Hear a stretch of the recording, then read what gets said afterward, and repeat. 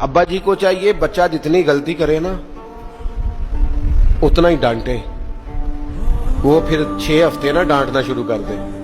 उस्ताद साहब को चाहिए कि जितनी बच्चे की कमजोरी है ना, मुझे पता है सबसे ज्यादा किस बात से तकलीफ होती है। आपके बच्चे ने गलती की है, आप अपने बच्चे को डांट लें, समझा लें, आप किसी और के सामने उसकी तजलील कभी ना करें, ये ज्यादती वाली बात है। आप उसे रुसवा ना करें।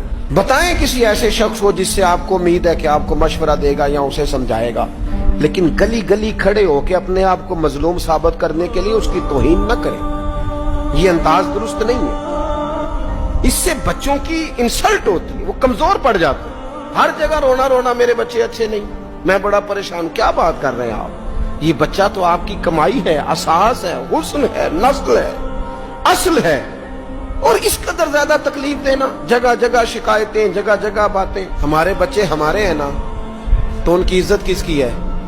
क्यों हम गली गली अपने बच्चों की रुसवाई करते हैं? क्यों कमजोरियां? और जिनको हम खैर खा समझ के बता रहे होते हैं ना, वो आगे जाके मजे ले लेके बताते हैं। तो नुकसान किसका हुआ? हमारा, हमारे कबीले का, हमारे घर का।